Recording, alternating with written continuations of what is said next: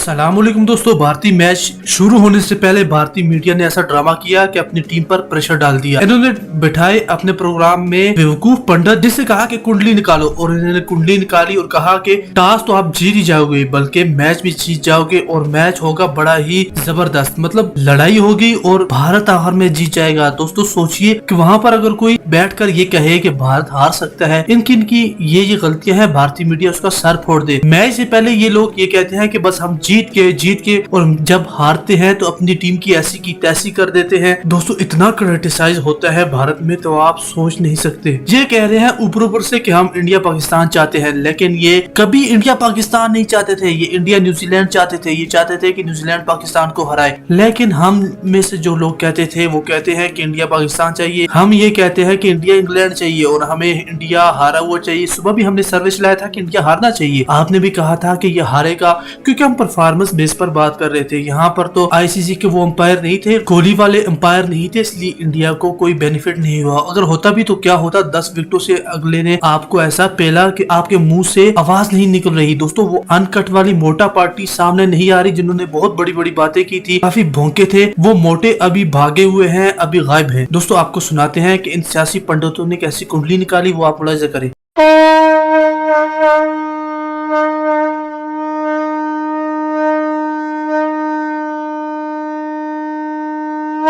चलिए, तो आगाज बहुत शानदार है और उम्मीद करते हैं किसी शंखनाद की तरह टीम इंडिया की भी जीत हो, लेकिन सितारे बड़े महत्वपूर्ण होते हैं। टीम इंडिया के सितारे अभी क्या कह रहे हैं सेमीफाइनल को लेकर? हाँ देखिए, 10 तारीख को 6:30 बजे एडिलेड में ऑस्ट्रेलिया में खेला जाएगा। इसमें कुंडली मेष लग्न की बनती है।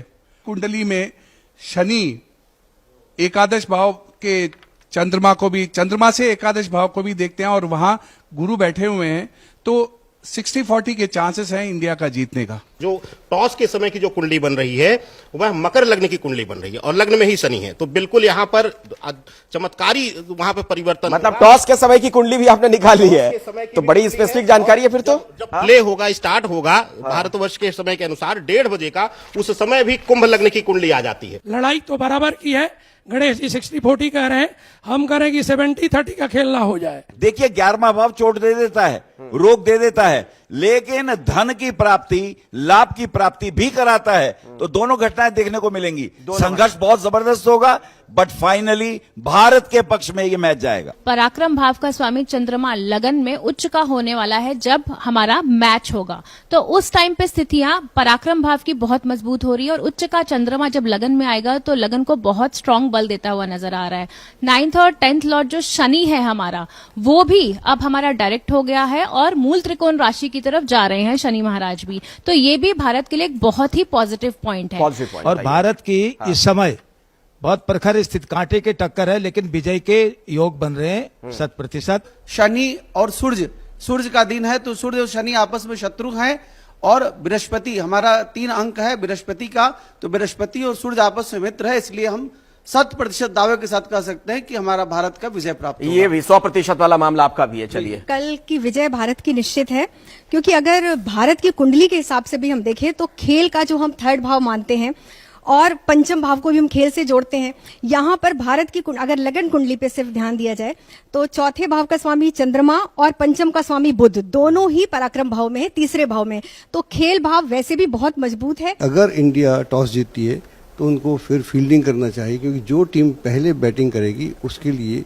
खराब है और जो टीम बाद में बैटिंग करेगी उसके लिए बहुत अच्छा है। ये मैच बहुत टक्कर का होने वाला है। इधर हमारे कप्तान हैं रोहित, उधर हैं बटलर साहब, और आप देखिए दोनों का मालिक जो है वो शुक्र है।